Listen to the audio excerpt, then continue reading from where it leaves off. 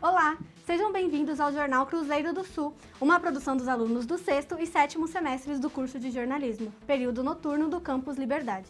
Vamos aos destaques. Crise faz número de motoristas do aplicativo crescer 90% no último ano. Estação Higienópolis Mackenzie agrada estudantes da região, mesmo depois de 4 anos de atraso nas obras. Noivas de maio vejam como economizar no casamento. E ainda... GLS, LGBT, LGBTQ, conheça por que tantas siglas são usadas para representar diferentes identidades de gêneros e orientações sexuais. O clima da cidade a menos de um mês do início da Copa da Rússia. Agora, no Jornal da Cruzeiro do Sul.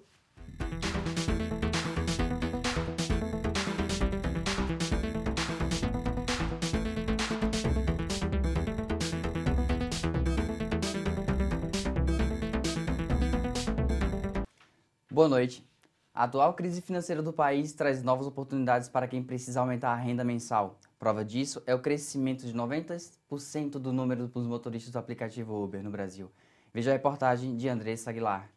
Dados da empresa Uber mostram que em um ano aumentou 90% o número de novos motoristas no aplicativo. Em 2016, eram 50 mil. Já em 2017, esse número saltou para 500 mil profissionais. Bruno é assistente fiscal em uma concessionária durante a semana, mas o trabalho não era suficiente para custear a renda de sua família. Diante dessa situação, no ano passado, Bruno decidiu virar motorista de aplicativo. Comecei a dirigir pelo aplicativo para estar conseguindo aumentar a renda daqui de casa. Com esse tempo de crise, não estava conseguindo efetuar alguns projetos que eu estava querendo. Eu já trabalho de semana, emprego fixo, e eu só faço o Uber aos finais de semana. Ser motorista de Uber virou uma saída para o desemprego e opção para reforçar o orçamento apertado.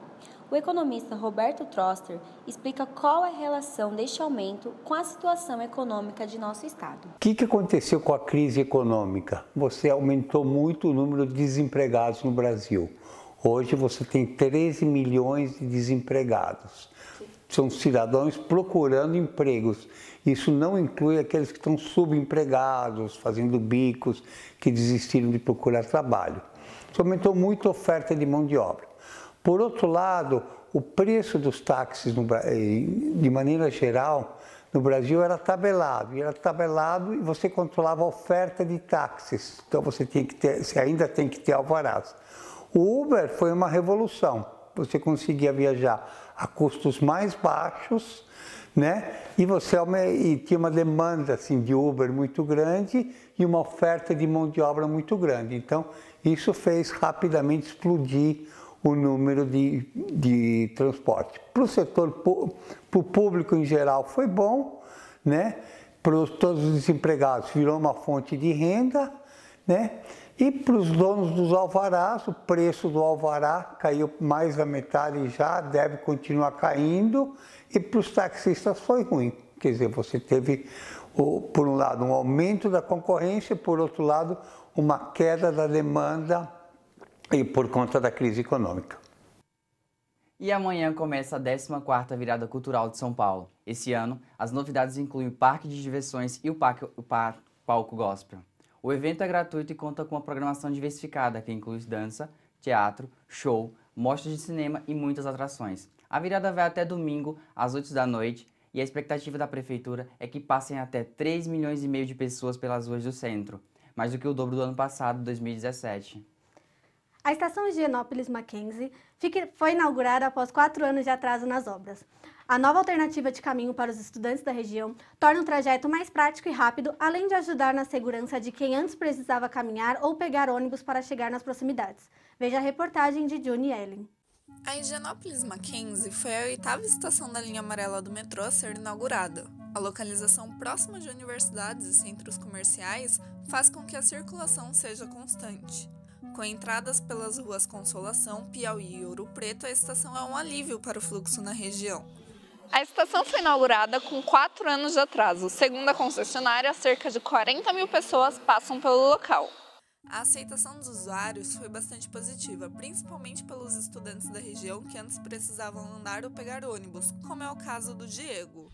Ficou um pouco mais prático para a gente, teve maior aumento aqui no bairro de movimentação, principalmente nessa rua aqui. Mas como eu tô no último ano, esperei demais por essa estação, acabou que foi um pouco de frustração com um pouco de praticidade, mas ajuda um pouco ainda, né? Pelo menos mais um ano fica um pouquinho mais fácil de eu ter que pegar 15 minutos de ônibus. Por dentro, ela é parecida com as outras estações sob concessão na Via 4. Segue o mesmo padrão de plataformas, entradas e catracas. Apesar de ter ficado 55% mais caro que o previsto, a estação já faz grande diferença para muitos usuários. Acho que a praticidade, né, para eu poder chegar em casa e também a locomoção, né, que foi bem rápido, melhorou assim, em tempo e em distância. Ficou muito mais cômodo, porque antes eu tinha que descer ali na Consolação, pegar um ônibus e em seguida ir para a estação em Anhangabaú. E agora a gente pega direto a linha amarela e já estou dentro do metrô e não preciso pegar mais o ônibus. Eu acho que eu percebo muito mais movimento no bairro durante a noite, principalmente. Era uma região mais escura, assim, menos movimentada no geral. E a facilidade de acesso total, né? Porque é muito difícil chegar aqui antes da estação, depender de ônibus às vezes fica um pouco complicado. Então acho que foi mais isso.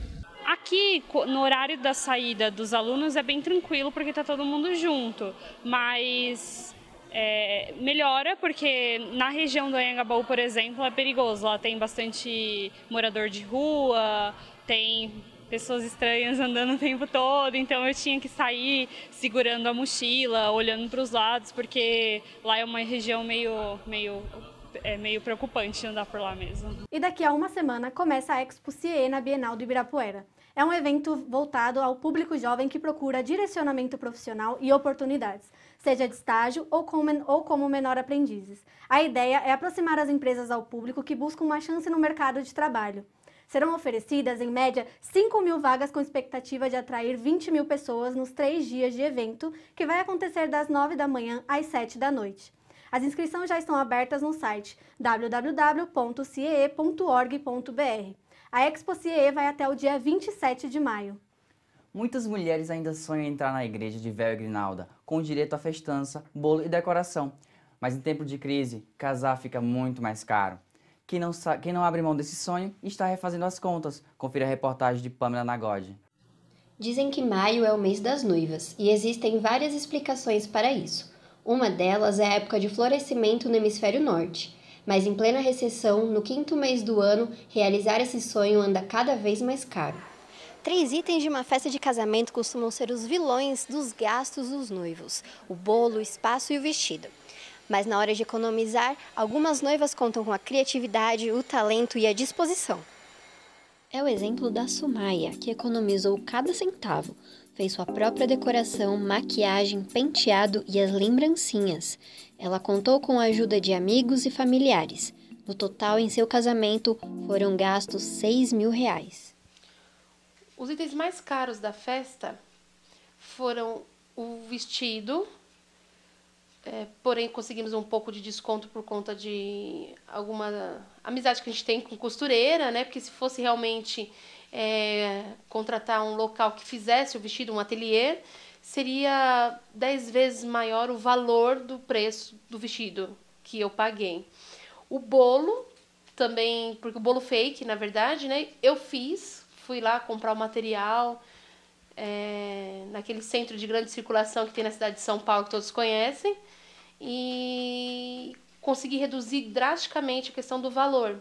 Essa economia para o casamento começou a ser comum. Bárbara é assessora de casamentos e vê cada vez mais casais procurando uma festa perfeita, mas com preços acessíveis.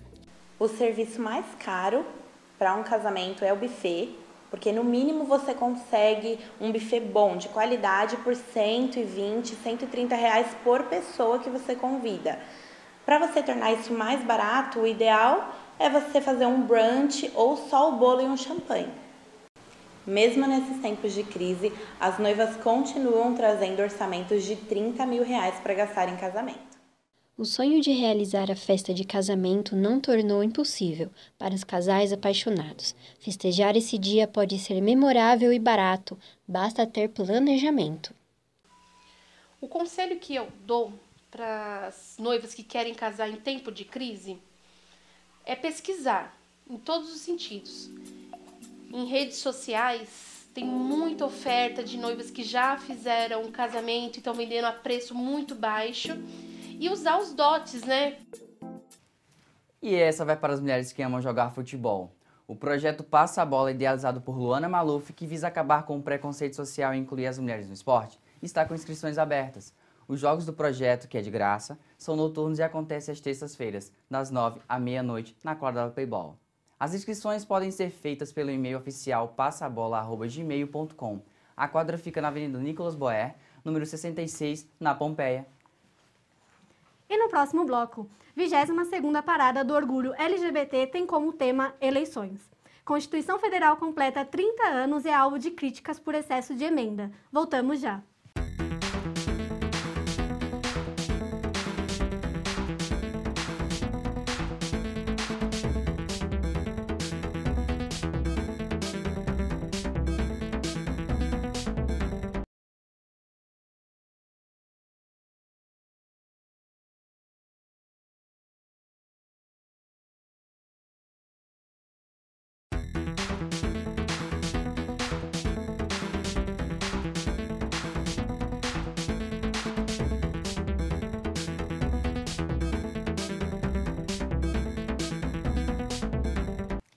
Estamos de volta com o Jornal Cruzeiro do Sul.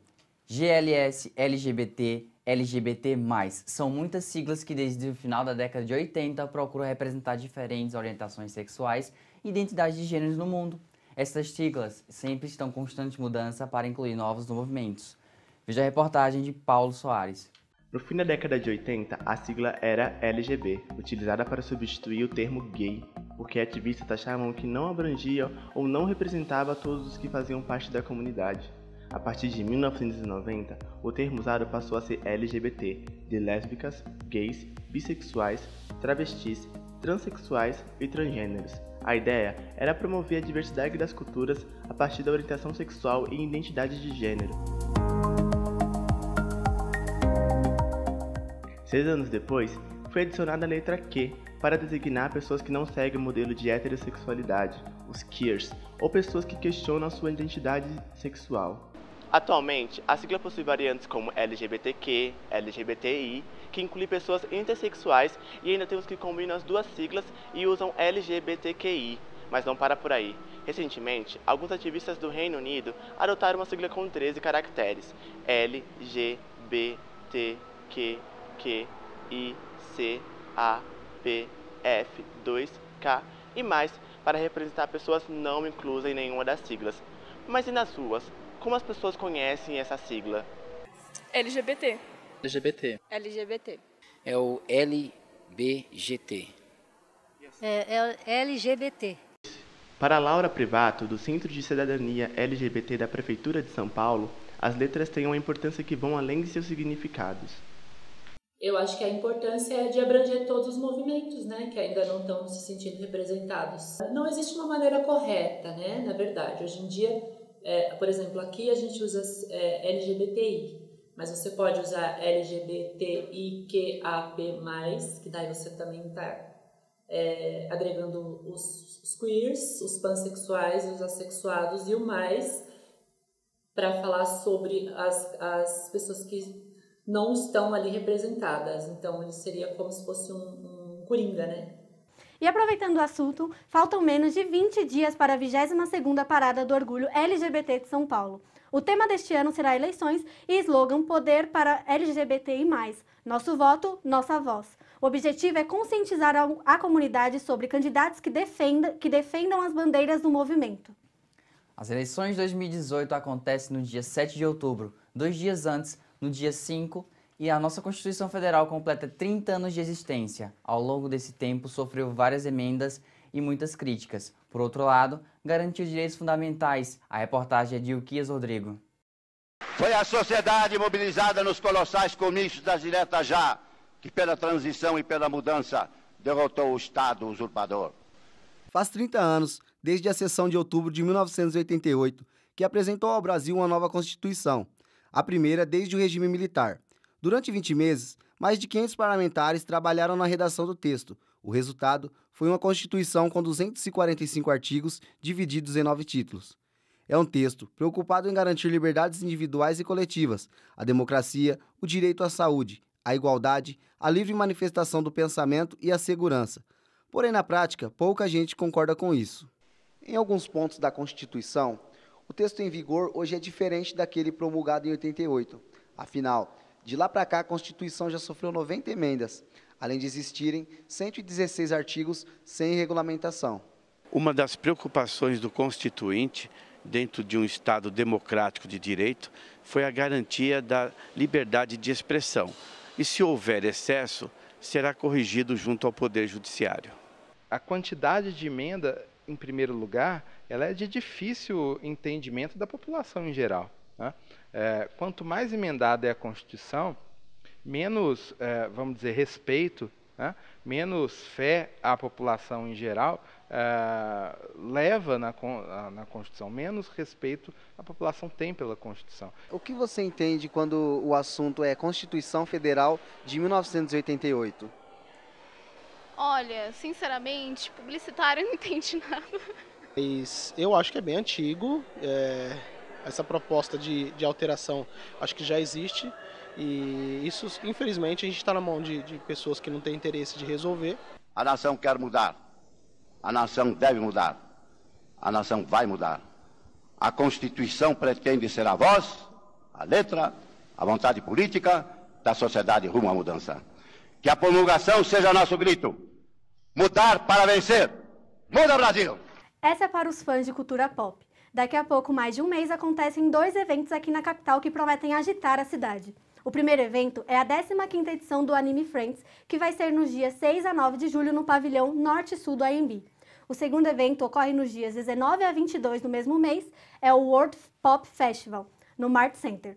Os eventos contam com atrações nacionais e internacionais como cantores, atores, dubladores. Para outras informações como valores e programação, acessem os sites www.animefriends.com.br e www.worldpopfestival.com.br. A Copa está chegando. E será que os brasileiros estão empolgados com a seleção? Faltam menos de um mês para o início dos jogos e a repórter Camila Dantas foi até a 25 de março para saber como estão as vendas dos artigos da seleção brasileira na região e as expectativas das pessoas para a Copa do Mundo. Veja a reportagem. Um dos melhores termômetros para o clima em anos de Copa do Mundo é o comércio, que o diga a 25 de março, um dos maiores centros comerciais aqui de São Paulo. Por aqui já é possível encontrar produtos da seleção brasileira sendo comercializados um mês antes da estreia do Brasil na Rússia. Mas, comparado à última Copa, o movimento anda meio fraco. Será culpa do fantasma da Copa no Brasil? As opiniões dos vendedores se dividem. Creio eu que não, porque já está saindo com todo vapor. Decoração, acessórios, e creio eu que não vai ser assim como a gente esperamos lá embaixo, né? E a gente tem que acreditar, somos brasileiros, né? Nós não estávamos também preparados, na minha opinião, de sediar um mundial naquele momento. E aí, com tudo que aconteceu, tivemos que sediar mundiais e aquela derrota realmente marcou muito. E o movimento realmente tem caído bastante, também por conta disso. Quem se animar já pode apostar no verde e amarelo em vários produtos. Tem bandeiras, bandeirinhas, balões, camisetas, perucas, bola, faixas, dá para gastar de 10 a 200 reais. Que o futebol é uma paixão nacional, isso todo mundo já sabe. E que a seleção do Tite renovou a moral da equipe, também não se discute. Mas será que, mesmo depois do 7-1 para a Alemanha, há 4 anos, o torcedor brasileiro ainda acredita na Copa do Mundo? Na verdade, hoje em dia, sim, nós acreditamos. Eu mesmo acredito.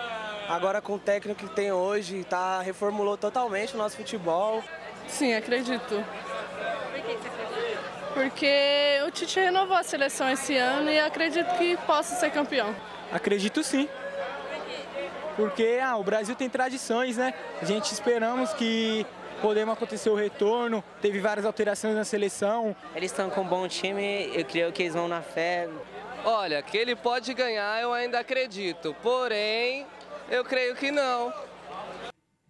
Com a chegada da Copa do Mundo, um costume bastante frequente de 4 em 4 anos voltou a tomar conta das ruas de São Paulo, as trocas de figurinha do álbum da Copa. Um dos pontos mais conhecidos é a Praça Charles Miller, localizada em frente ao estádio do Pacaembu, que vira ponto de troca todos os domingos. Para participar, é só chegar e se enturmar com quem tem a mesma paixão. As trocas de figurinha começam de manhã e vão até a noite. E o Jornal Cruzeiro do Sul fica por aqui. Se você perdeu alguma matéria, o programa está disponível e pode ser visto na internet, no site www.código.inf.br. Obrigada pela audiência e até o próximo programa. Tchau! Até mais, tchau!